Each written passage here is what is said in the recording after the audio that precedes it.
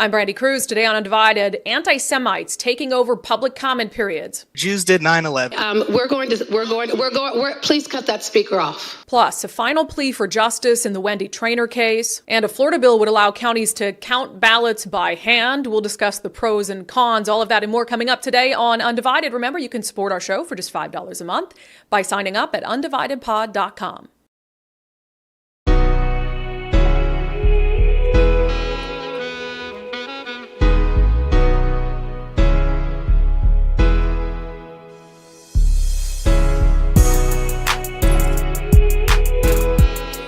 Hello and welcome to Undivided. I'm Brandi Kruse. Thank you for being here. Thank you for your commitment to giving common sense a comeback. And I'd want to thank you today for caring. I want to thank you for caring so much about some of the stories and the issues that we bring up in the show, sharing those stories, trying to rally support for issues that we care about, that you care about. I know that Wendy Trainor's family has certainly felt that support. They've told me as much because we've talked about this case quite a bit. And to me, you know, there are unfortunately a lot of murder cases. We have record high homicides in Washington State. Seattle, I think it was just a few days ago, hit their record high for homicides. And so there might be people who, you know, think, well, why are you spending so much time talking about this one murder from 2017? Well, to me, Wendy Trainer mattered. Her life mattered. I don't think that this has led to a place that is truly justice for her as an individual and for her family. But of course, it is bigger than that. It speaks to a bigger issue that we're faced with in our criminal justice system on multiple fronts. You know, this idea that incarcerating people, we don't need to do that to keep the public safe, or that incarcerating people who do bad things is inherently racist or inequitable. This idea that, you know, even if someone has gotten to a point in their life where they're committing heinous crimes and victimizing other people, that we have to seriously consider the pigmentation of their skin when deciding what justice looks like, rather than make a concerted effort for people who, of all skin colors, across all aspects of society and socioeconomic status, instead of looking at, okay, if there are inequalities in our system, how do we address them at the core? How do we address them before people take on a life of crime? And no, we need to address them once somebody's already done something heinous. And so the Wendy Traynor case, you know, to me, speaks to so many aspects of the system that is really failing innocent, law-abiding people.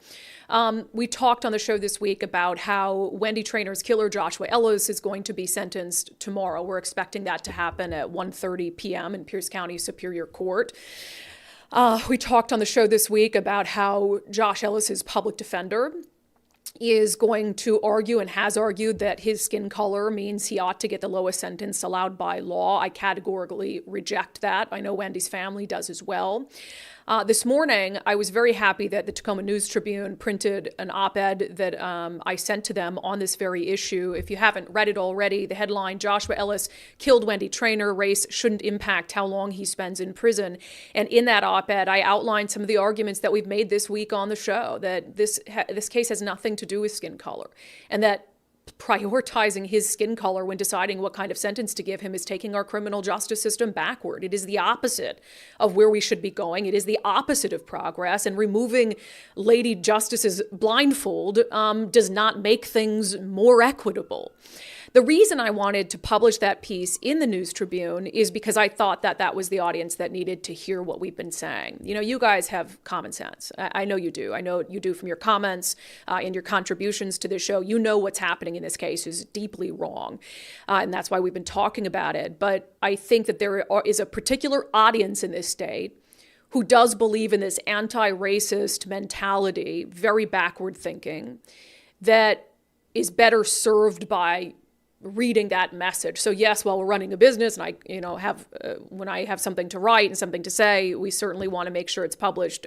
For those of you who support the show, I really felt like the audience of the Tacoma News Tribune that covers Pierce County, where this case is going to be heard tomorrow, is the audience that really needed to hear what we had to say. I will say, and I appreciate them publishing it, because I think anything in regard to race is controversial, especially when it's coming from the white former Fox News lady. And I'm sure that the opinion editor over at the News Tribune is going to get some grief for publishing something from the right-wing Brandi Kruse, whatever it is. And so I give them a lot of credit for having the bravery to publish my points on this about race. There was one issue, just tiny, tiny little issue I had. I want, the only reason I'm pointing it out is because I know that you guys are going to bring it up. And so I wanted you to know why it's in there.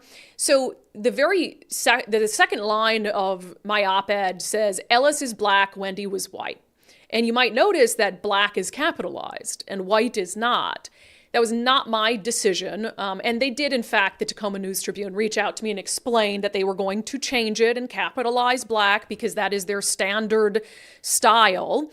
And this goes back to a decision the Associated Press made in 2020. And the Associated Press writes it's not only a wire service, but also they send out a style guide that a lot of news entities follow so that the style of writing and grammar and stuff is consistent across news agencies.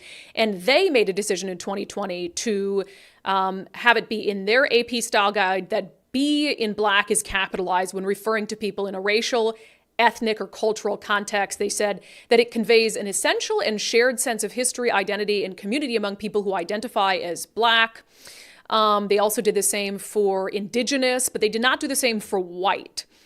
And look, the editor had messaged me and said, hey, we're going to capitalize black. Here's why. And I cared more about getting that piece published in the Tacoma News Tribune specifically than I did about pushing back on a style guide issue. I will say, though, I think it speaks to the problem at hand. I think it speaks to the problem at hand where we have this hyper obsession with skin color to the point of trying to elevate people kind of artificially in a way above other skin colors as a way to make up for the wrongs of the past. So now I've got this sentence in this story that's, Ellis was black, capital B, and Wendy Trainer was white, lowercase w. And to me, it almost speaks to what's at play here, where Joshua Ellis, who murdered someone, is being held way, way up high. And there's this search for justice for him that's equitable. And then Wendy Trainer, who is just an innocent 25-year-old who was shot in the head and left to rot, because she was white and her life was worth less or whatever it is. And so to me, it almost was this very indicative of the issue that we're trying to raise. So ahead of tomorrow's sentencing, I would appreciate if you guys would go share that article, the op-ed in the Tacoma News Tribune with everyone you know, so that regardless of the outcome tomorrow, we know that people were made aware of this and it didn't happen in the dark. And I think sometimes that's the most important. I'll also say that I've been hearing from a lot of you who are so upset by this story, who are like, what can we do? We want to go protest outside the court, or we want to write letters to the judge. I would advise against it, honestly. And, no, I'm all for a good protest and showing. But I think when you have an ongoing criminal case, you never want to look like you are trying to, even if that's not the intent, intimidate someone into a result. And, this case has come all this way. The decision is going to be what the decision is. I don't think protesting outside the court, I don't think sending letters to the judge will have the desired effect. I think he has the information that he needs. I hope that he makes the right decision to give Joshua Ellis a sentence that's commensurate with the heinous crime that he committed. I will say, though, and Nicole, maybe you could pull up the courtroom again. We got that from them, right? The information on where the hearing is tomorrow. Do you have that in an email? Oh, yes. Yeah, just to get that ready if you want to articulate it for folks. The one thing I'll say you can do, if you want to, before we move on to another story today, is the Trainer family is perfectly fine if folks want to come and just show support for them and for the family, and they'll be handing out little ribbons in honor of Wendy, and so that is perfectly acceptable. I would just encourage you, if you do go to the court, as you know, just be on your best behavior, be respectable, no outbursts or anything like that. It is a court of law, and I expect nothing less than you guys to be on your best behavior. Nicole, just flag me when you have that information. We'll give it to you maybe towards the end of the show, but we have the information on the courtroom and on the time, but it is at 1:30 p.m. in Pierce County Superior Court. Okay, we have a couple stories on this left-wing anti-Semitism that is just springing up like crazy because we, again, have given these lunatics cookies throughout the years so they can protest any issue that they want to come and scream about, and then they took a sharp turn toward anti-Semitism after screaming and crying about right-wing Nazis for 5 years. Give me a freaking break. So anyway, one of the things that has happened, and you're starting to see these clips pop up all over social media, is you'll get city council meetings, county council meetings, and you've got these people who come up and they testify and they want to talk about how much they hate Israel. And sometimes, I'll say, this is true in Seattle, for instance, Shama Sawant wanted to introduce resolution for a ceasefire. And it's like, okay, you're a Seattle City Councilwoman. That's just distracting from city business. So thankfully, they didn't even bring it forth. But I do think sometimes these cities and counties ought to just stick to the business of their city or county as to not open the floor to individuals who might have hate to spew. But even so, you've had people, for instance, in Tacoma, and I'll have Nicole come in to explain, because first of all, Nicole gets an A+ for her work, because she had to sit through all of these council meetings, testimony, and listen to the absolute insanity. Nonsense. Oh my, I was looking at her over there. I had to take a picture of her because she was like, oh my God. Well, on top so of bad. On top of this obnoxiousness, it just happened to be in Tacoma, the issue of declawing cats. And so you got crazy cat ladies. Right. So no, it just is like an interesting topic to be able to play off of. And so these people use the cats to get into the meeting and then made it obnoxious. Yeah. And that's important to understand when I play this clip, which is bananas. Crazy cat lady. Is that, no, you're not, I didn't call you a crazy cat lady today. At least I didn't call you that today. Is that usually at these meetings, you can only do public testimony on agenda items. They might have a little part of testimony where it can be broader than that, but usually you have to stick to items that are on the agenda. And that's their way of sort of semi-keeping things under control. And don't get me wrong. Usually I'm like all for, public, come, testify, be heard, these people work for you. And I don't necessarily agree with the idea that it has to be limited to what they've put on their schedule. Right. And I'm almost hesitant to give this guy well, there's more than one guy, right? Well, I think it might be the same guy calling two different places, at least one or two people. Anyway, I'm a little bit hesitant to give them the space on our show, because I think they're doing it for attention. Yeah. But it raises an important debate that I want to have after we play the clip. So, anything we need to know about the Tacoma clip before we play it? I just hope that I got all the You didn't words bleep, out. but you tried to cut out sort of swear words. If we miss some of them, maybe have your kids, if you're in the car, just plug their ears for 10 seconds, but we should be fine. Okay, so this is the Tacoma City Council meeting, and you'll hear, so in Tacoma, the mayor sits in on it, Victoria Woodard, and so you'll hear her do a really good job, I think, of shutting people down. She tries. Go ahead. So trauma is permanent. It stays with you forever. And I love the city's initiative for stopping cat declawing. But now I have a question. What's the city's plan to stop circumcision? Much like declawing of cats, circumcision causes permanent trauma for adult males. Sir, that is not an issue that we have jurisdiction on. Neither is it on tonight's agenda. So if you'd like to speak, continue speaking about cats, I'm more than happy to hear you. If not, we're going to have to end your time. So I'll give you another chance to talk about cats, and if not, we'll have to move on to the next speaker. GTVflyers.com. Hail Hitler. Jews did 9/11. I'm sorry. Please cut that speaker off. Okay, yeah, I wanted to bring up the cat declawing as well. And similar to what the last caller said, it is much like circumcision because I'm sorry, that is not on tonight's agenda. That is not something we have jurisdiction over. If you would like to speak about cats, we're going to cut you off. I'm sorry, that ends your time speaking with us tonight. We're now going to move on to our next speaker. And what I want to say to any other speaker who is online tonight, this is an opportunity for you to talk about something that is on tonight's agenda. If you want to talk about cats, that's fine. But if you go off topic, I will cut your time this evening. We can hear you. Go right ahead. Well, hi, yes. See, I'm Herschel Schoenberg of the ADL, and I'd like to talk to you about the declawing of cats. It's terrible. It's like circumcising the cat's feet. Well, you see, cats are like little people, and the Nazis, they circumcised All right, sir, you are going to be cut off this evening. You are not talking about things that are on tonight's agenda. We're going to move on to the next speaker. Kathy Lahan, I'm so happy to see your name this evening. Thank you, Mayor. What we have running around Tacoma are a bunch of Nazis, obviously, and Kathy,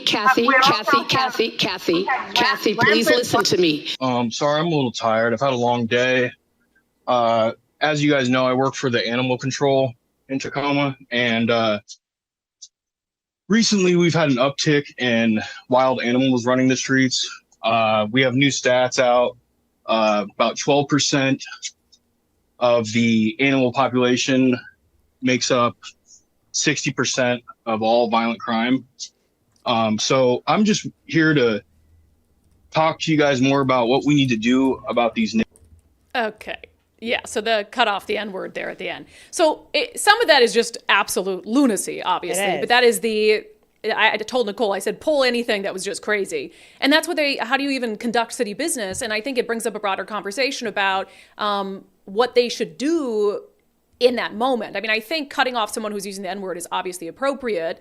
But if you have someone, for instance, who wants to change the subject to what's happening in the Middle East, and it's not a subject that's on the thing, as a citizen, should you be allowed to do that as long as it's not hate spewed and talking about Hitler and the Jews did 9/11?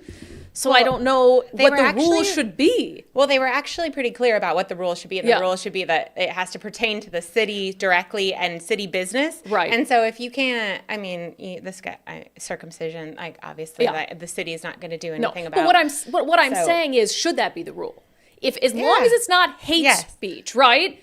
If somebody wants to talk to their elected leaders about their crazy view on Palestine, not this crap, obviously, should they be able to do it? Yeah, on city, I think that is wasting city time and money. I mean, the money that goes into, people being there, people working these things, and takes away from issues that can actually be addressed by concerned citizens. So, I mean, I'm not saying that they shouldn't have a forum. Like, you could email your people. You can do other forms of communication, but I don't think that taking up everybody's time with things that do not pertain to city business is well, definitely not this stuff, because this is crazy. And I'm very impressed by because in Seattle, I feel like they just let them go on and on and on. And then just not pay attention. I mean, I don't know how many people were involved in this, but I think there was this continuing situation, and I don't think even Seattle would have dealt with this. Well, and then they took a break and came back. Okay, we're going to play a second meeting.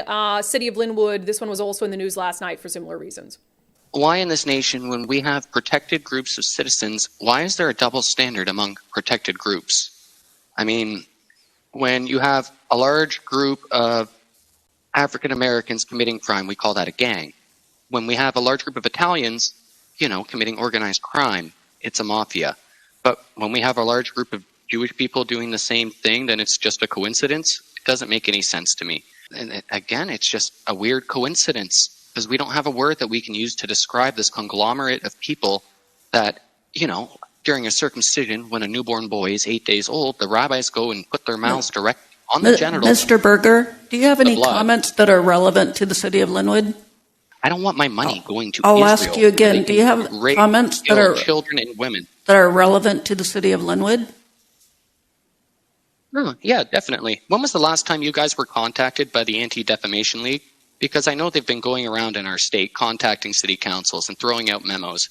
Now, this is an organization established in 1913 to protect a Jewish child murdering pedophile known as Leo Frank. So why are they in charge of anything that has anything to do with municipal governments? Council, excuse me, Mr. Berger, those comments don't seem to be relevant to the city of Linwood, and your 3 minutes are up. All right, we can come away from that. Thank you. Have a good evening.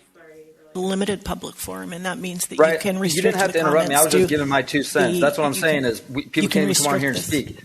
I think I have the clock, but then you're interrupting me just to make a correct. Try to correct me. Okay, I can be wrong, but you can be quiet and let me finish. You know what I mean? There's quite a robust. Send the to the Congo and the news to Israel. Fuck you guys. Oh, geez. So anyway, that's what we're dealing with at city council meetings across. I mean, that was in Linwood, down in Tacoma. Seattle has crap like this all the time. And I go back to, first of all, I think Tacoma did a much better job of handling it than Linwood did, certainly. I think you just have to, if it's vulgar, hateful, whatever it is, you just have to cut it off. And you also ruin it for people who, one, do want to testify, but two, I think that there's a good case to be made for if a citizen wants to, in the minute or the 3 minutes, whatever the rules are, come in and give a spiel, no matter how off topic it is, to their elected leaders. I actually don't have a problem with that. I think that you should be able to talk to them about anything you want under the sun, friggin' space aliens if you want to. I mean, they work for you. I don't agree with the sentiment that it has to pertain to city business. I know I'm going to get blowback on this. I don't agree with the sentiment it has to pertain to city business. I don't agree with the sentiment that it has to pertain to something that reasonable people even think is true, although space aliens are obviously in existence. However, I think when it's hateful, whatever, cut it off. But what that does when you get into this insanity that's happening right now is it does limit opportunities for people to come in. And I think it's just going to further restrict the rules and the regulations around public testimony, which everyone ought to have an opportunity to talk about. It also illustrates what we were talking about on the show yesterday, which is this give a mouse a cookie. And now these people who've been allowed to spew hateful nonsense for a long time about issues the left wing has no problem about, anti-cop animus, calling cops, whatever, serial killers, F the police, all this stuff. And it was like, oh, well, we got to allow this, anything around, social justice issues. And then that same group of people took a hard turn to hating Jewish individuals. And now it's like, oh, well, now we got to shut them up. You should have shut them up a long time ago. Absolutely ridiculous. Okay. Speaking of, a study says 1 in 5 college students sympathize with Hamas. This is from campus reform. 86% of students say they have learned about the situation from social media, while a third of students say they never or rarely fact check the information that they intake.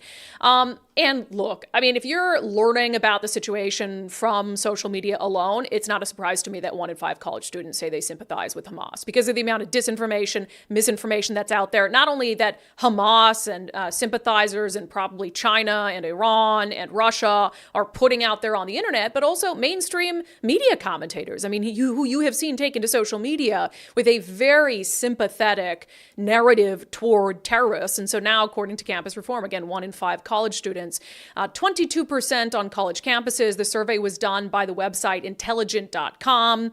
And by the way, I'll note that they said only 25% of college students claim to be very knowledgeable about the current war between Israel and Hamas, which I would say that if 25% are claiming to be very knowledgeable, 1% of that 25% actually are. Because if you go out to any of these protests or whatever it is, and we're going to talk to Ari Hoffman coming up soon about what he experienced over in North Carolina when he went to speak on a campus about what's happening in Israel.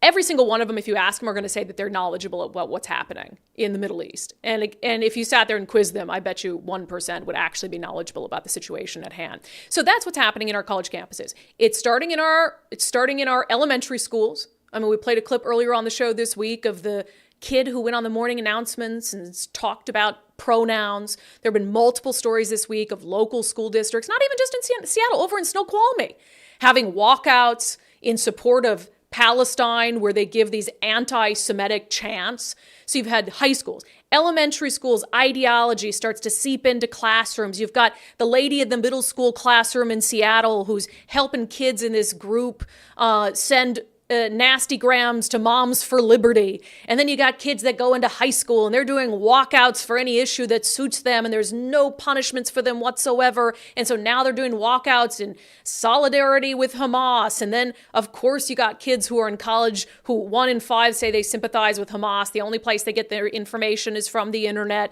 You have multiple social media platforms who only suppress content from the right. And so they lift up and leave alone all this far left wacko content. Is it any wonder? I mean, none of this has surprised me. And then they turn into adults like the guy at the Linwood City Council meeting and the Tacoma City Council meeting, and they feel like they can come on and spew absolute racist, horrible nonsense. Not a surprise where we found ourselves. So coming up next, Ari Hoffman was invited by Turning Point USA to give a speech at the University of North Carolina in Charlotte. And Ari has, of course, spoken out not only publicly and in our state, he's a conservative radio host for 570 KVI, but he's also been on national programs talking about, as a Jewish American, what's playing out in the Middle East. And so it is no surprise that Ari Hoffman was greeted by some students who were less than happy to see him there. So we'll get to that interview coming up next. But first, I'm going to talk about my success on the Eastside Weight Loss Clinic program. Keep reaching out to me. I love hearing your stories. I get emails and updates all the time and comments from people who are saying, you inspired me to start, and I'm down, 20 pounds, 30 pounds. I'm down 37 pounds on the program. My favorite part about it is if I have a couple days where I'm like off, and Thanksgiving was one of them, you'll go out, you'll enjoy, you'll eat or drink more than you intended. previous Brandi would then fall off the wagon. I'd be like, oh, all my hard work is down the drain, so I might as well just keep on this trajectory. With Eastside Weight Loss Clinic, they taught me what to eat in the right portions and how to maintain that weight loss and that lifestyle for as long as I choose to. And it really makes it easy to kind of get back on your feet and say, oh, I've got a plan, I've got structure, I've got a program, so I can continue to do this. So check out Eastside Weight Loss Clinic if you've been thinking that it's really time to cut some weight. EastsideWeightLossClinic.com. You start by just doing a free 15-minute consultation with Dr. Ryan Coogan and his team. He'll tell you all about the program. No prepackaged meals, no counting calories, no strenuous workout routines, no drugs or injections. Again, it's just teaching you a healthy lifestyle that is easy to maintain. EastsideWeightLossClinic.com. Okay, as I mentioned, our friend Ari Hoffman was invited to the University of North Carolina in Charlotte. And that's brave. I give him credit for going to a college campus these days. I gotta say, if someone invited me to a college campus, I would go, but I would make sure that there was a lot of security there. And especially given the climate, I mean, the violence that we've seen happening all over the world, not just in the Middle East, but of course, all over when it comes to these protests happening and these pro-Palestine and sometimes pro-Hamas sympathizers. So Ari Hoffman knew that he was going to be probably met by some protesters, and he was correct. So he was speaking to this group of students. I think we have the video. And then 20 minutes in, so he'd been heckled. Nicole, do you want to play that?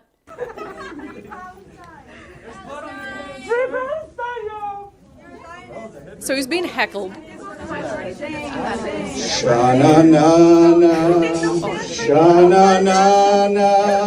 Oh, hey. And they all got up at one time, and I don't know if it was organized or whatever, to get out, and they're calling him Zionist and all this stuff, and he just sort of sings them off with a song. But there were also a lot of protesters outside.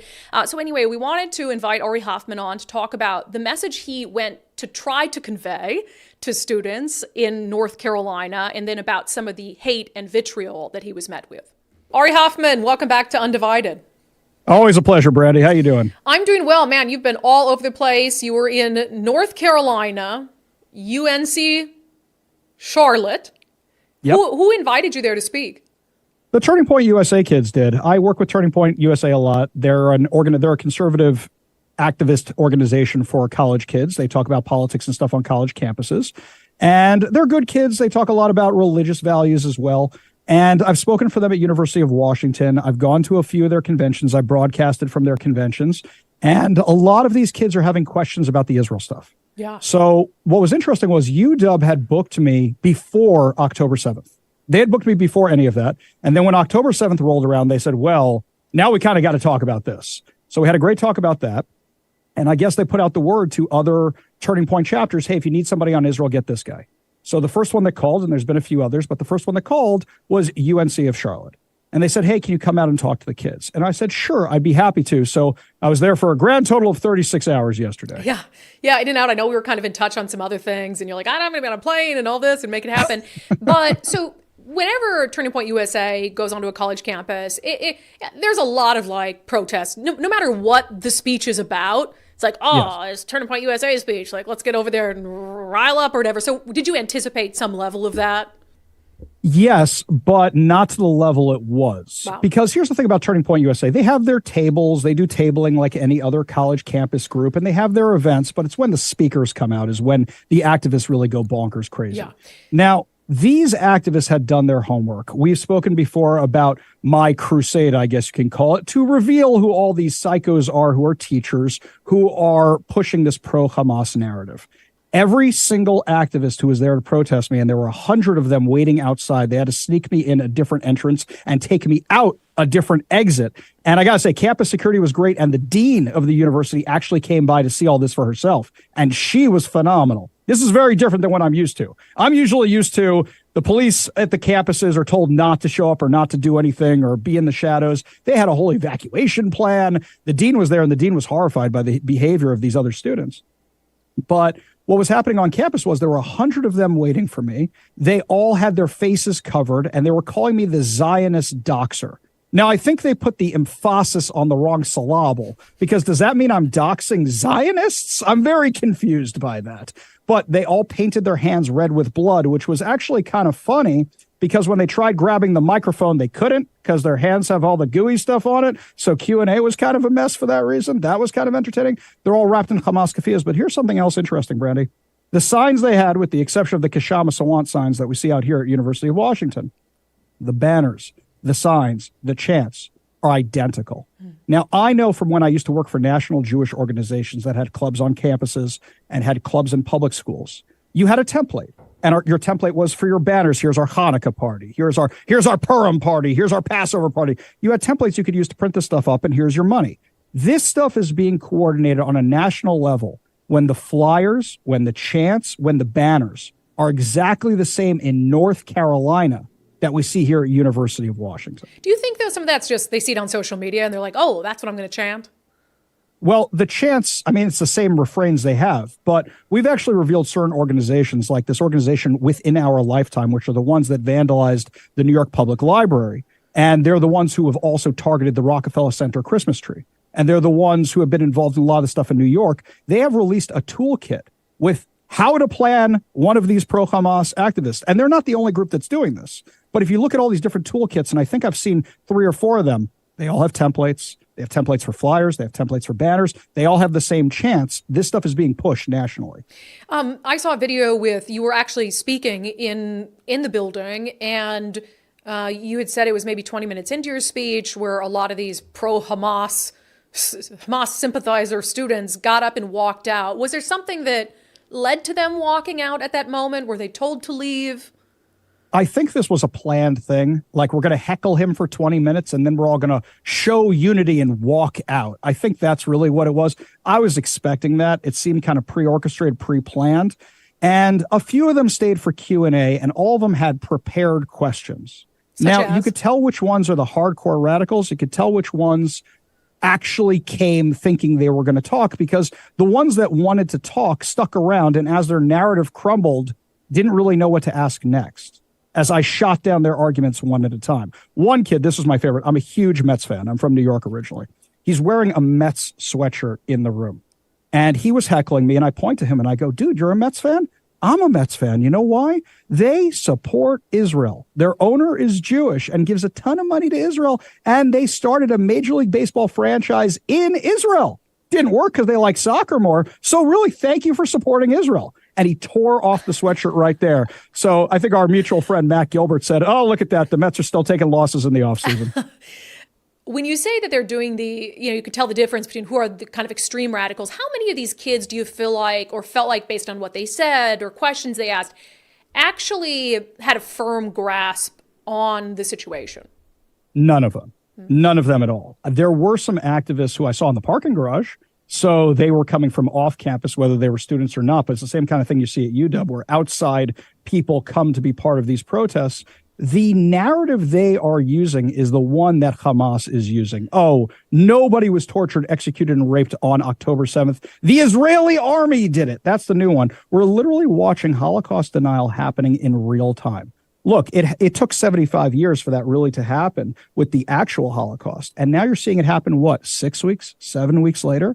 These are the new narratives coming out. And if you notice, you don't see any of the women's groups talking about any of the rape. What happened to the Me Too movement? Why haven't we heard from any of them? You're not seeing that at all. And these are some of the worst atrocities committed in the history of mankind. Yeah.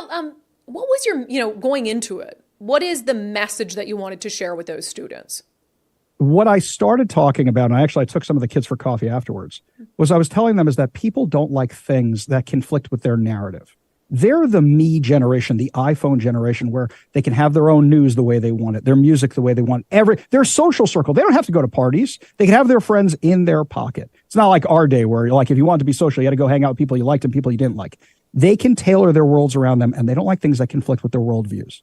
So the people who are ripping down posters, some of them are like, this makes me feel angry because I think I'm right and this conflicts with it, gone. There's other people who are doing it for more malicious reasons. But you see that online too. They can't accept the fact that they might be wrong. They live in their echo chamber and they see no reason to come out of it. Yeah, let's end with this. Campus Reform was out with an article, it was a study saying that 1 in 5 students on college campuses are sympathetic toward Hamas. Does that ring true to you? That sounds about right. And I think something that we need to study is also today, we had a whole bunch of the high schools here have walkouts in the Issaquah School District. And we had them in the Snoqualmie School District last week, and Bellevue's planning it for next week. So how many of these high school kids are being brainwashed the exact same way? Now, college campuses is different because you have a lot of foreign students as well. And we don't know what countries they came from. Did they come from some of these countries that are supportive of Hamas, that are supporting Hamas? Are they here on student visas? I'm not going to go down the immigration rabbit hole. But the question is, are they U.S. college students? Or are they from somewhere else? But yeah, that statistic scarily sounds right. And I also want to know how many of the faculty feel the same way. Yeah, well, I don't know if we'll ever find out, but some of them post more than perhaps they should, and I'm glad you're exposing them because I think that's important. All right, Ari Hoffman, I told you this when you went over there. Proud of you for standing up for this, for speaking out. 100 protesters be damned, and we appreciate you coming on. Thanks, Brandi. Always a pleasure. Yeah, Ari Hoffman, he's awesome, and he's been dealing with a lot of stuff, online, and he has really made this. I'll also note that there's a, gosh, it's horrible, but I don't know, we're going to talk about this later in the show. There is going to be a screening in Seattle. Is that tonight, Nicole? It is tonight, yeah, of some of the GoPro footage from Hamas, some of the footage they took of their assault on innocent Israelis, and you've probably heard about that. That's been screened elsewhere across the country. I'll say that I was invited to come to it. But, and you might criticize my decision. To me, I have no question how horrible it was.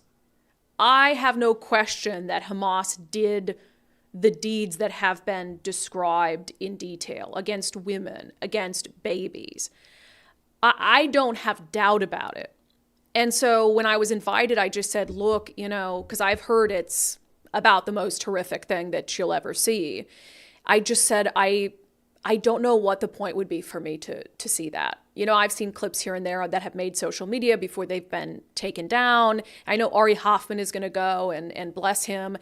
I just thought, I think there are a lot of journalists who, especially in Seattle, who do need to see that to really open their eyes and stop this sympathetic coverage toward these pro-Hamas people. And there's pro-Palestine, pro-peace, and then there's pro-Hamas. And what we've seen in the anti-Semitism is much different. I think that there are a lot of journalists who need to see that, but I hope you don't think less of me for declining that invitation. It's just not something that I want burned into my brain for the rest of my life, and I don't think I need to see it to be able to sympathize and be horrified about what happened on October 7th. All right, coming up next, we're going to dive into the continued debate over stolen vehicles and whether they warrant the full-on attention of law enforcement, full-blown police pursuits or not. A horrifying story from a woman who was robbed at gunpoint in Sumner from somebody who wanted her car. But first, if you're in the market to sell your home, or maybe, I know we have a lot of landlords who listen who've been reaching out to us and I'm a landlord in Tacoma, I'm a landlord in Seattle, I'm selling my units, I'm done with all of this nonsense. If that's you, visit sellwithwes.com because he has a couple things that he can offer you that traditional real estate agents might not be able to. One, he's going to give you a free market analysis. How is your home positioned? How is it going to do when it hits the market? He can also help you out with if you need to have some updates. If you've had some maybe renters in those units, you need some updates, you need some repairs, you need some fixing, they can handle that for you, and they can help you pay for it up front. It's called the Listing Boost Concierge Service. We talked to Susan in Federal Way, who's a wonderful success story about what that service did for her. I told him up front that I was very interested, that I did not have the time or the finances to do what needed to be done. And he immediately jumped in with, well, I do. And I would say in 2 to 3 weeks, they had landscaping done. They had all the painting done. The new floors were put in. All the lighting was put in. It just was all so fast. And the rest is history. It was on the market for 7 days. I was able to get well over listing price. To be specific, Susan got 20 offers, sold it for 15% over list price, and ended up getting $200,000 more than an investor offered her before the renovations. $200,000 more just because she went to sellwithwes.com. So I highly recommend if you're thinking about selling your home, you do it too. Sellwithwes.com. Sellwithwes.com. Start by using their home value calculator to to see how much your home is worth. It might be worth more than you think. Sellwithwest.com, a better way to sell your home. A woman was robbed at gunpoint outside Winco in Sumner, and she is now sending a message to would-be young criminals that a car is simply not worth someone's life. It is an important message. It is a true message, but it also plays into a larger conversation that's been happening about motor vehicle theft in our state. Let's get to it in our segment, Unbelievable.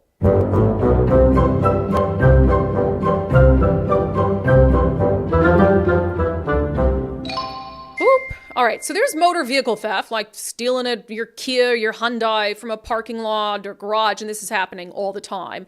But then there are, increasingly so, these, whether it's happening on the side of a highway, whether it's happening at gunpoint, there are these horrifying examples of mostly young men who are carjacking people. And you can imagine the absolute horror. So not only have you been victimized in that way, then they take off with your car.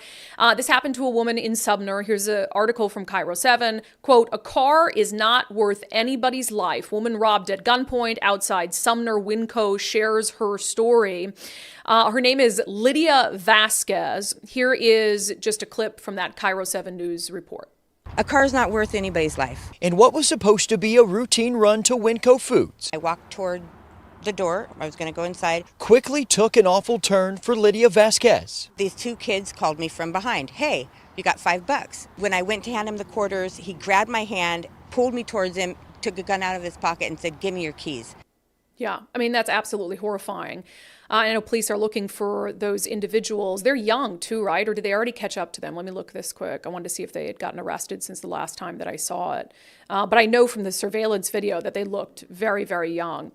So this is actually the second story like this that we've talked about this week. Back on the show, I think on Monday or Tuesday, we talked about this 50-year-old man who was killed in a crash involving a teen driving a stolen vehicle. And so you've got a kid who made off with a vehicle, and then he hits a 50-year-old and kills him, and his passenger was also seriously injured. The 50-year-old's passenger seriously injured when that happened. And so you take all this into consideration, and it reminded me, and we went back and pulled the clip of debate that was happening on the floor of the Washington State Senate back in March. So this was March 8th, and the reason I remember specifically is me, a lot of you, where were we March 8th? We were down on the steps of the Washington State Capitol urging lawmakers, Democrats specifically, to pass a bill to repeal some of the restrictions on police pursuits. We were standing there with a family that lost their young girl, Immaculate Golday, to a guy who was driving a stolen landscaping truck, hit her and killed her while she was walking home from a sleepover at a friend's house. And simultaneously, we got news that Senator Mark Mullet, a Democrat, had resuscitated the police pursuit fix. It was being debated on the floor of the Senate. So we ran in. I was sitting in the wings watching the testimony. There is one piece of testimony from a Democratic lawmaker, State Senator Jasmine Trudeau, that I almost have memorized to heart because I've watched it so many times. Because what she says in this clip, and we're going to play it for you again, this is from March, what she says in this clip is the exact problem. It is the exact wrong way of thinking about this issue. The idea that a vehicle being stolen is more important than the individual going across the crosswalk or playing on the sidewalk, or like many neighborhoods in my community, they don't have sidewalks to play on, so they literally play in the street, which puts them at disproportional danger. It's not about the intention of the law enforcement officer. I don't think any of us would assume that any of them would want something bad to happen while they are pursuing an individual. Absolutely not. I think that's one thing that there is great consensus here. We are not accusing individual officers of any malintent. But I think when we look at situations like car theft, and I'll speak a little bit about my own experiences, Mr. President. I've had my car stolen, and it sucks. And I was working a low-wage job. What I can tell you, Mr. President, in my heart, is that if I had a choice between preserving the life of an individual in a crosswalk or on the corner or on the sidewalk playing in the street versus getting my car back, I would give up my car every single day. And that's what I think that we need to focus on, is what are we pitting against each other? The sanctity of human life versus a vehicle.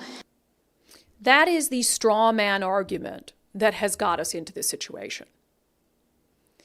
The suggestion that this is a choice that is so black and white, that it's either property or human life, and that we, the law-abiding citizens, are the ones that have to make that decision. That we're deciding, in essence, whether our property is worth a human life. But when you look at the two stories that I just articulated for you, whether police pursue stolen vehicles or not, human life is still in jeopardy. The two young people who robbed this woman at gunpoint, who fired a shot and the shot ricocheted off the car door in Sumner, hit one of the people who came to help in the face. Whether it's the guy driving the stolen landscaping truck that saw two young kids walking across the street, hit them both, left one for dead in a ditch while the other one passed away. Whether it's this 50-year-old who is in a car with his partner, minding their own business, is hit and killed by a teenager driving a stolen vehicle. This straw man argument that has been built up to suggest that the only people who could possibly take a life if police pursue a stolen vehicle are the police officers flying through an intersection? Are the police officers forcing that person to fly through an intersection and hurt someone? The criminals are the ones putting lives at risk. It doesn't take a police pursuit to put a life at risk. We've seen that. We've seen it over and over and over and over again. So these criminals are going to kill people, regardless of what the police do. The decision we have to make in a civilized society is, are we going to try to stop them? And I sure as hell hope that the answer is yes. You know, we have a legislative session coming up soon, and this continues to be an issue that I hope can be further rectified. You know, at the end of the legislative session last year, there was a slight fix to the police pursuit law that was passed in 2021, made it a little easier for police to pursue violent suspects, dangerous suspects, suspects that pose a grave risk to the public. But more needs to be done to put that power back in the hands of police to be able to make a judgment in the moment about whether pursuing a vehicle, a stolen vehicle, whatever it is in the interest of public safety. So I made this the subject of today's daily subscriber poll. Specifically, I wanted to know, where do you kind of put that on your list of priorities for the upcoming legislative session? Because there are just a ton of things at play. I said the 2024 legislative session begins on January 8th. Which issue would you most like to see prioritized by elected leaders? Reducing the costs associated with the Climate Commitment Act, so that would be reducing the costs at the pump, scaling back the 2021 police reforms, like the restrictions placed on police officers when they can pursue a suspect, easing burdens on landlords, Lord knows that's an issue right now, drug and mental health investments. And you guys were all over the place on this. I don't think we had one particular issue that was really dominating in the conversation. A lot of you would like to see reduced costs associated with the Climate Commitment Act, further scaling back the police reform. And there's a lot that can be done in that regard as well, trying to improve public safety by giving more power to police, making less things about equitable outcomes and more things about just holding criminals accountable. Let's see. Y said, I voted for police reform. However, if the judges do not take what they deem minor crimes, nothing changes. Yeah, and that's the thing, is that it has to be it has to be all-encompassing reforms. And judges are independently elected. They don't have to listen to what lawmakers do, although lawmakers could increase standard sentencing ranges, et cetera. But you have, and we talked about this in Thurston County, you'll have them go all out trying to catch someone who, steals a vehicle, hits someone in a hit and run. They'll arrest them, then they spring them loose, right there on scene, or the judge will, first appearance, because they're like, oh, well, they're young, send it back to mommy and daddy. Jackie says this poll should be tiered, putting it in an order we think they should be prioritized. That would be nice. I don't think I have that capability of making a tiered poll, but good idea. Kruse says the political class in Washington are a bunch of, I can't read that one, corrupt somethings. If they can't work on more than one thing at a time, they're stupid. Come on, Chris. I think they can work at I mean, maybe I'm giving them too much credit. Certainly they can, and they do work on more than one thing at a time, although often it's a bunch of things I don't particularly like. But the poll is about what would you like to see them prioritize above all else. Danielle says, of course, all of these are important and need major overhauls in the right direction, but we need to start with public safety and allowing law enforcement to do their job. My husband witnessed the aftermath of the Puyallup shooting on Tuesday. It's scary stuff happening out there. Tony says the Climate Commitment Act, because it's overfilling Olympia's coffers currently, bringing much more in than expected. The politicians will get addicted to that revenue. And imagine what programs they'll manufacture out of thin air to try to spend the money that they don't need. And then Andy Stevens points out that 2 of those will happen with initiatives. One is the city problem. The other does not get the attention that it deserves. So I think you're saying that easing burden on landlords is a city problem, although I don't necessarily agree. I think there are things that can be done legislatively to try to help landlords out at the state level. But he's right in that reducing the costs at the pump and then scaling back police reforms, those are both issues that the Let's Go Law initiatives, if they're successful, would address. So fingers crossed, everyone. All right, it's Thursday, so before we get to Florida Report, we're going to have a little clip from Elon Musk that's been circulating on the internet, and I'll share my perspective on what he had to say about advertisers on Twitter. But first, speaking of advertisers, I would never tell our advertisers to F off like Elon Musk has, because we love them. FirstMarkInsurance.com, FirstMarkInsurance.com. Mike and I are members of the FirstMark family. So many of our listeners and viewers have taken the FirstMark challenge after hearing us talk about it, because it's a no-brainer. It doesn't cost you anything, and you might get better insurance for a lower price. The worst thing that's going to happen is they come back to you and say, no, your insurance you have right now is just fine. Go on your merry way. And then you've lost nothing. And you come away with an inflated ego because you realize that you can choose better insurance than professionals can. So Dave Taylor, he's the CEO of FirstMark, and he says, look, the service they offer, I mean, it's absolutely wonderful, but it's important to know that it's not going to happen in 15 minutes or less. You are going to have to spend some time virtually with them talking about your insurance needs. How much time did it take for you? Couple hours. Okay. So total. All in a couple hours. Yep. From the time we gather the information, do the presentation, and go through everything, it's a couple hours of time, right? And so, and I would say that's probably on the high end. Yeah. Right. It well, ranges. We were chatty. We were very chatty. We were chatty. Yes, exactly. Anywhere from an hour to 2 hours is the investment in time to find out, and there's no obligation. There's no extra fees if you become a FirstMark client. We are paid the same way every other insurance agency in the state of Washington is paid. We're paid by the insurance company that is the writer of your business. And so, yeah, there's nothing to lose. Yeah, so give yourself the peace of mind heading into the new year that you have the best insurance you can have, that you're properly covered no matter what comes your way, and that you're getting the best possible price. FirstMarkInsurance.com, FirstMarkInsurance.com. Take the FirstMark Challenge. They work for you. Okay, before we get to my sister and Florida Report, Elon Musk has... Hi, Nicole, are you here? Yeah. Nicole's totally zoned out. Is there something wrong? Yes. What's wrong? No, I got it. Wow, why are you stressing me out? You're stressing me out. What's wrong? I don't have Elon's video. Oh my gosh, Nicole. That's all right. Yeah. Maybe let's play Florida Report. Yeah, and let's then do we it. can maybe come back to it. Nicole's Sounds over good. there. I saw Nicole. She's like, I was like, what is going on over there? Why do you look so stressed out? Look at her right now. She's so embarrassed. I am. I'm like hot flashes. She won't even here. put herself on camera because she's just stressed out over there. Anyway, okay, let's skip Elon for now. Good and plan. let's get to my sister in Florida. She's got a couple things to talk about, including what's happening. One of the bills that's been introduced for Florida's legislative session, which would never, ever be considered in Washington State. It's our segment, Florida Report. It's not even controversial anymore. People know in Florida their freedoms are going to be respected. Miranda, greetings. We got so many compliments on your hairstyle last week. Did you know that? And now you wore it the same. No, I didn't. But, people always say, oh, your hair looks so good out of your face. So, fine. You're so pretty. So it's just like, puke. No, I'm kidding.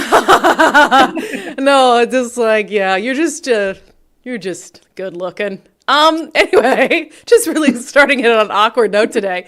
So a couple good stories. We're gearing up for the Newsom-DeSantis debate that no one asked for, but we'll probably watch anyway. And there's a story out, mainstream media story, I think it's a Sacramento Bee. There is a mass exodus of Californians moving to Florida. There is. And let me tell you, I don't blame them. I mean, I love California, but if the pandemic showed anything, politics have a huge role in where people decide to live and work. And before the pandemic, California and Florida exchanged pretty equal numbers of people for years. But after 2019, I mean, just in the year 2022, California lost over 300,000 people, and 60,000 of those people came to Florida, and the rest dispersed amongst different states like Arizona, even Oregon, lots of them to Texas. But now even Texas is falling secondary to Florida. Everybody just wants to come and live here. And I think that says a lot about how people feel about California politics. Yeah, first I have to note that you're going to trigger people because you said Oregon. That's how we grew up. That's how we were taught saying it in Minnesota, the Oregon Trail. Yeah, sorry. We played Oregon Trail. Yes, and then I got here and I had a radio job and they'd be like, don't say Oregon. I'd be like, say organ, like an organ in your body? That's how you say it? Anyway, I had to note that really quick. But what's interesting about, exodus from California to Florida is it's good weather to good weather. Sometimes people leave places because they're trying to find the sun or find the beaches or whatever it is. And so it's for other reasons, right? I mean, certainly cost of living is high in Miami, but there's a lot of places in Florida where cost of living is certainly not what it is in California. There's obviously some political things, some taxes at play. And so that people are coming for a reason. I wonder if that'll be brought up at the debate. I'm sure it will. I mean, I just filled up my tank before I got home to record this, and I paid less than $3 a gallon for gas. So I promise you that has something to do with it too. All right, we're done here. Okay, Miranda, farewell, but goodbye now. No, I mean, it's ridiculous. And that's why we do this segment, really, because there's such this juxtaposition between states like, well, first of all, the East Coast and the West Coast, but Washington, California, Oregon, and Florida. All right. We've been talking about ballots on the show and people's angst in Washington state and it being a mail-in state and ballots being left in mailboxes, et cetera. Well, Florida, there's a bill that's been introduced for your upcoming legislative session that would really take things old school. Yeah, it would. It would allow counties to hand count ballots. And of course, all this is in hand with DeSantis' push to try to regain some confidence in the election system. And I think it's hard to regain confidence in anything government, handled. But in addition to the hand counting, this same bill would not allow the Florida Department of State to use any software or hardware that is owned, licensed, or operated by a foreign company. And that to me probably would give people more confidence in the voting system than hand counting ballots, because I saw a lot of hand counting. And what did we have a problem with? Hanging chads one year, and many moons ago. It'll be interesting to see what counties decide, if this does get passed, what counties decide to actually hand count some of their ballots. Yeah, to me that also, we talked about this on the show yesterday, how whether it's mail-in or in-person, people are always going to have complaints, right? I think hand counting ballots as a first run through is just asking for delayed results that, again, further instill doubt in the outcome. That's what we see from people, right? It's like, why is it taking so long? And then that's where the seeds of doubt come in. It's like, well, okay, if you hand count them, that's going to take for freaking ever. I understand hand counting as like, hey, this has been challenged or something, so let's go back manually. But I do like the part, and this should be not controversial, that you said about the Florida Department of State. No voting systems that use the hardware or software designed, owned, or licensed by foreign companies. That's a no-brainer. We absolutely should not be doing that. I mean, there are some, countries that we should, I guess, trust, but I risk it. Okay, one more story. Jeff Bezos has, as we know, left Seattle for Miami after many, many years here. And he's just living his best life down there, parking his big-ass yacht.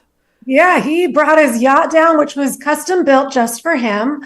And it is so big, he can't even park it with the rest of the billionaires' yachts in normal marinas. It is parked up, or if you go take a cruise from Fort Lauderdale, you can see Jeff Bezos' big, giant boat just staring you in the face while you're on your little cabin balcony on Carnival Cruise Line. Yeah, they had to park it at the seaport. Well, I know when it was built, right, overseas, there was this whole thought about like they were going to have to tear down a bridge and he was going to be willing to pay for it to get his yacht out or something. Miranda, why have you, he's been there for a couple weeks now, why have you not gotten, an invite on his yacht? Jeff? I think in my single days, I would have worked a little harder to get an invite on his yacht. Well, you can be, if you figure it out, we'll hire you as the yacht correspondent. And what I would like to do, because my main source of work is photographing the living spaces of very wealthy people. So it would be nice to get an invite to photograph his yacht. So maybe I can try to pull some of my strings to see if I can get aboard it for a couple photos for us. There we go. Make it happen. You hear that, Jeff Bezos? Miranda wants to take pictures of your yacht, and she's taken, so she's not trying to be a yacht bunny or anything, No, She's just it's all business here. All business, all professional. All right, Miranda, thank you so much. You're welcome. Have a good weekend. It's not even controversial anymore. People know in Florida their freedoms are going to be respected. Meow. Okay, Nicole, you feeling better now? She's like, stop. I'm recovering. Harassing me. Okay, so Elon Musk is all over the socials right now. He's had issues related to some of their big advertisers ever since he took over the platform. I think you have some of those who just didn't like him from the beginning, and they didn't like, they fed into everything bad that was said about him. And then you have others who maybe he said something that has offended them, and so they've pulled out. So anyway, Elon Musk was at this New York Times Deal Book Summit. You've probably seen a bunch of clips from it because there are a bunch of quote unquote newsmakers. Vice President Kamala Harris spoke at it, etc. And he's being asked about this sort of issues with some of his major advertisers stopping their spending on X, including Disney. And this is what he had to say about that. There was all of the criticism. There was advertisers leaving. We talked to Bob Iger today. I hope they stop. You hope? Don't advertise. You don't want them to advertise? No. What do you mean? If somebody's going to try to blackmail me with advertising, blackmail me with money, go f*** yourself. But go f*** yourself. Is that clear? I hope it is. Hey, Bob, if you're in the audience. Yeah, so Bob Iger, the head of Disney. So, look, people were like, aghast, like, oh, I can't believe he would do that, and Twitter's going to fail over it, X is going to fail over it. And he's like, well, I don't really care, because that would be the people deciding whether it's a platform that could be successful. And at the same time, he's got all these more conservatively aligned entities who are like, hey, now we're going to dump, millions, billions of dollars into advertising because we agree with what you're doing. But the thing is that, like, we have advertisers on the show. And of course, I would never obviously tell them to go F themselves. At the same time, if we had an advertiser who didn't like our politics, for instance, and who was trying to tell us that they would pull their money if we didn't change our tune on some controversial issue, be it gender ideology or whatever it is, we wouldn't use the F word, but we would tell them that this is just not for you. Then advertising on our platform is just not for you. It's not a good partnership, and we want people who believe in what we're doing, and even if they don't believe in what we're doing, who respect free speech enough to say that they think our platform can be financially beneficial to them, and so that they're going to keep their money going on it anyway. So I think that's the difference here, is like, of course he would tell them, then F off.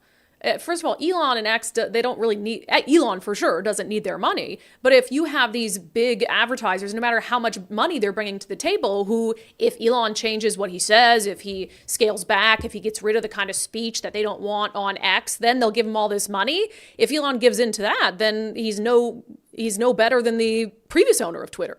He's not at all remaining true to what he said that X was going to be about and his commitment to free speech. And so I don't know why that was such a, I guess maybe the vulgar language is what got it into so many headlines, et cetera, but it doesn't surprise me at all that Elon would basically tell them, well, kick rocks.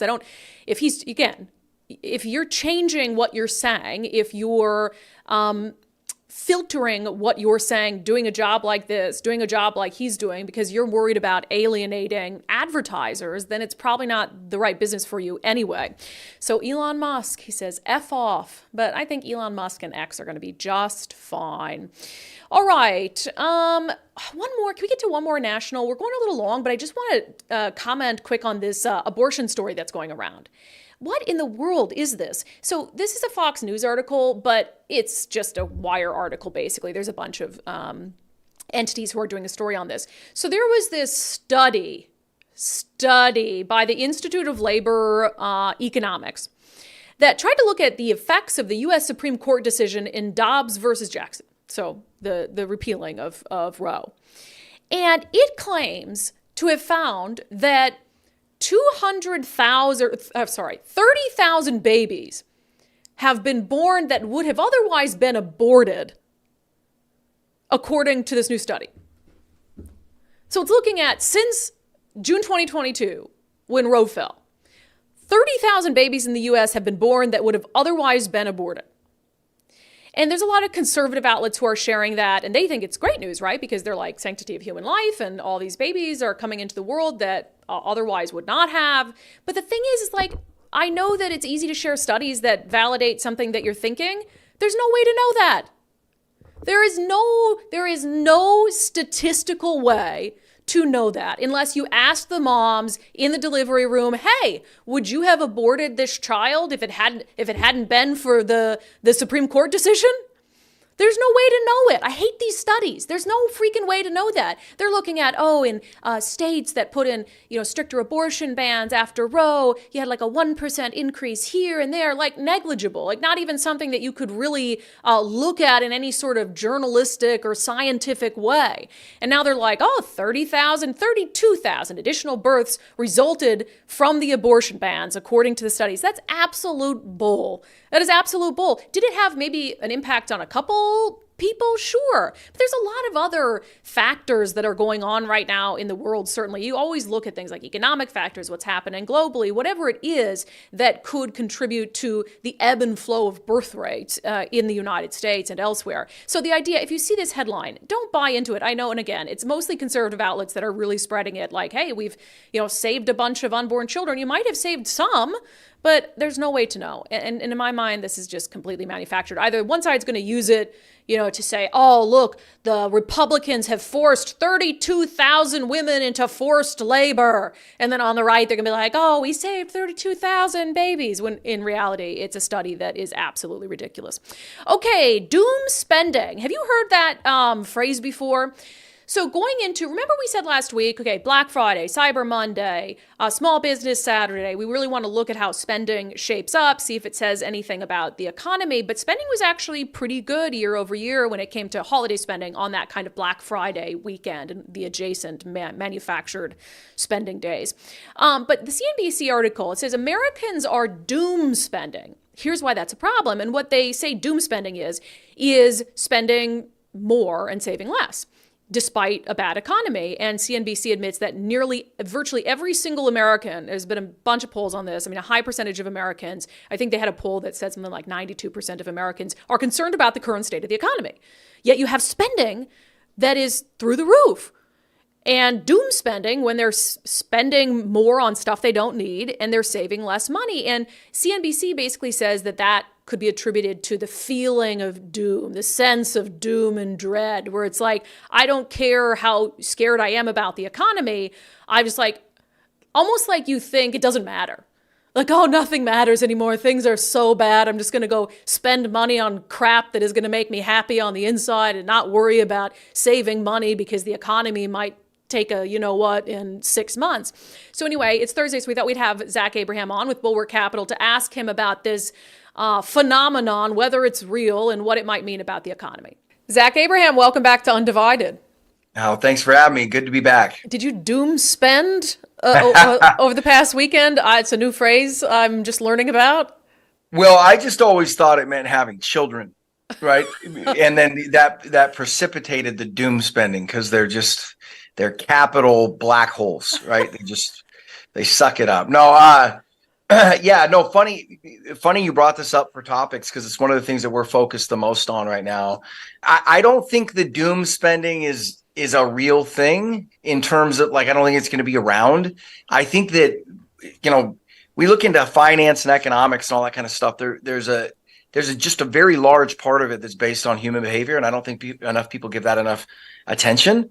And I think it's kind of an extension off what a good buddy of mine refers to as financial nihilism. Getting $5,000 checks in the mail, government handouts. I think it's created a swath of younger folks, usually 35, 30, somewhere in there and younger, that have become rather nihilistic about a lot of things, and it doesn't surprise me at all that extends to spending. Interesting survey came out the other day where they surveyed people up and down the age range, and they said, what amount of money would make you feel comfortable, right? Well, what do you need to live your desired lifestyle?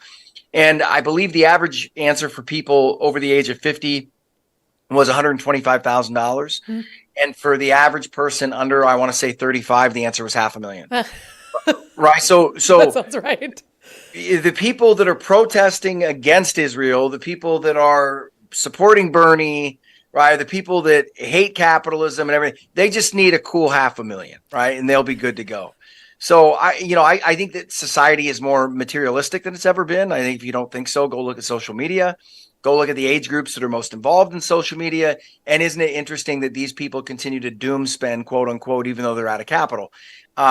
It's perfectly consistent with everything else we've seen. So I don't really think it's a new thing. I don't think it's an economic phenomenon. I do think that things like that are delaying the recession or have delayed it. I think it's starting. I mean, it appears to be starting now or starting in the near future, but I don't think you can glean anything good or bad from the Black Friday results.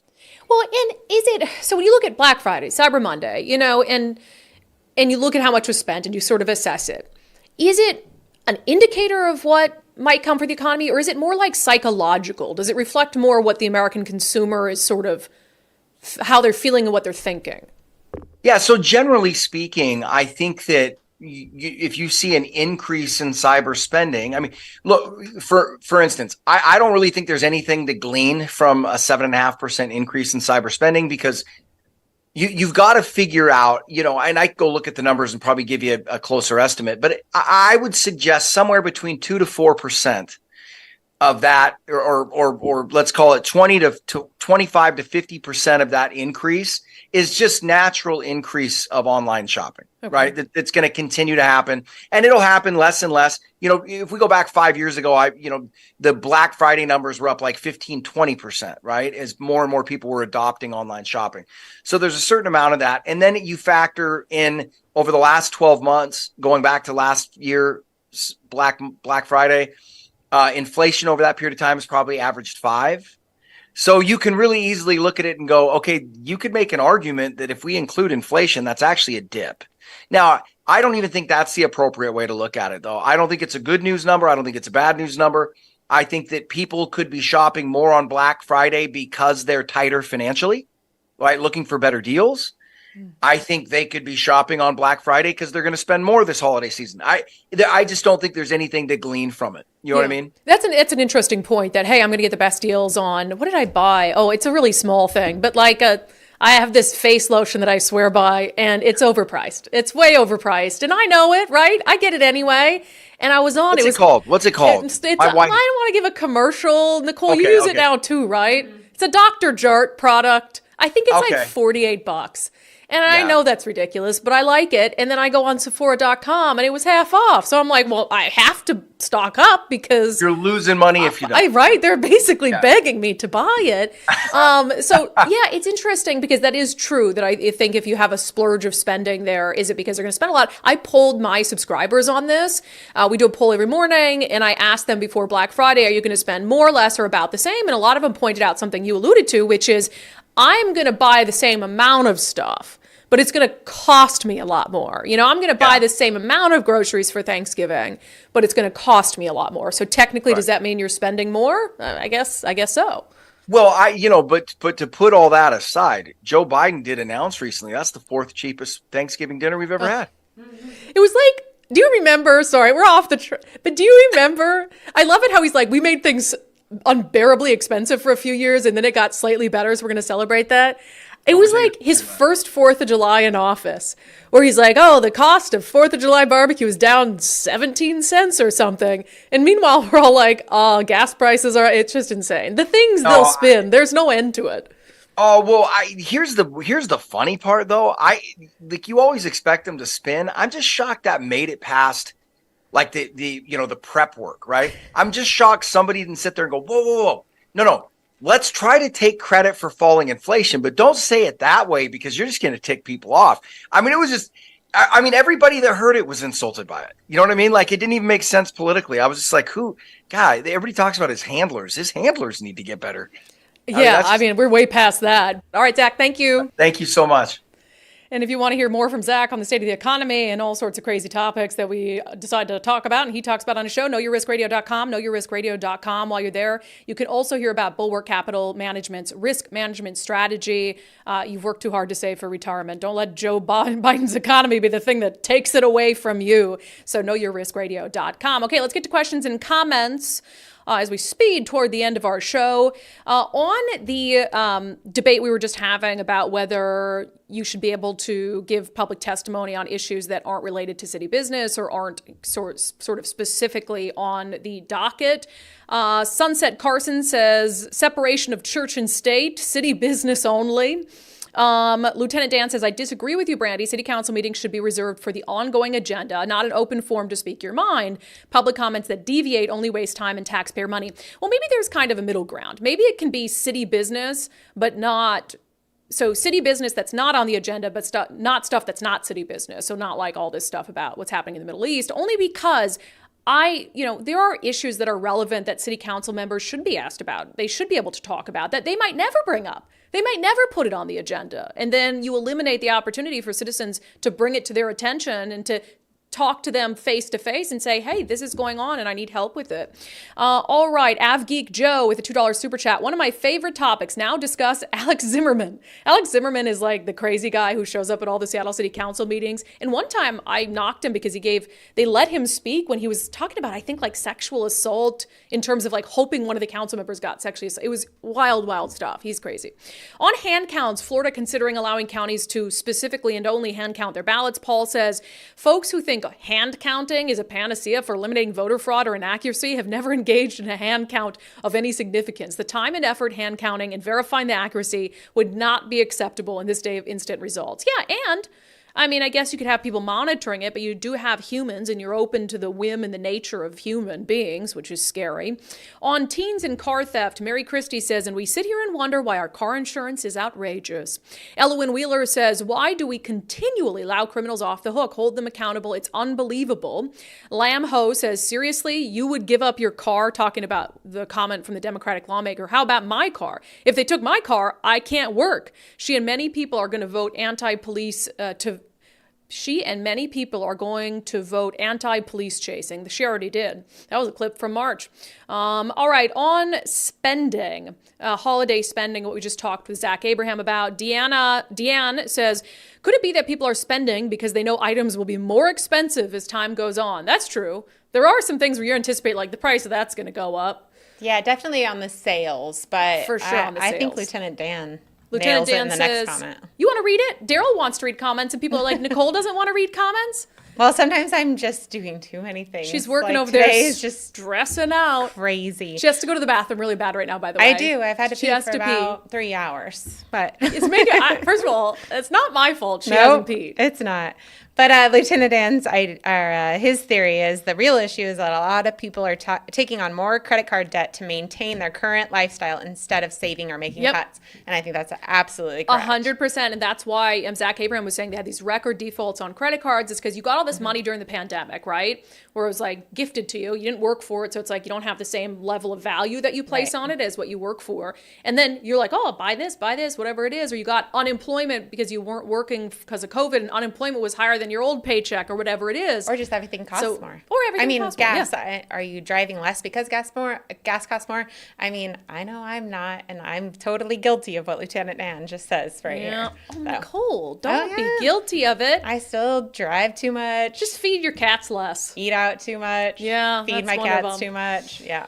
All right. Good questions and comments. I'll make our closing sanity check on the show short and sweet today. Regardless of what happens in the sentencing tomorrow for Joshua Ellis in the Wendy Trainer case, I think we all know what the sane outcome would be. I think we all know that it is insane to consider allowing someone who traveled from out of state into our state, across the country, to take the life of someone who he claimed to love. I think we all understand, those of you who are watching, those of you who are listening, that the state of our criminal justice system is in disrepair, that it is not doing what it's supposed to be doing, that it is not centered on justice, true justice, that it's centered on manufactured ideas around what it means to be equitable. Apparently, equitable is to look at someone's skin color and use that as a judge to decide how much time they should spend in prison, as opposed to looking strictly at the facts of the case, which I thought is what we were working toward.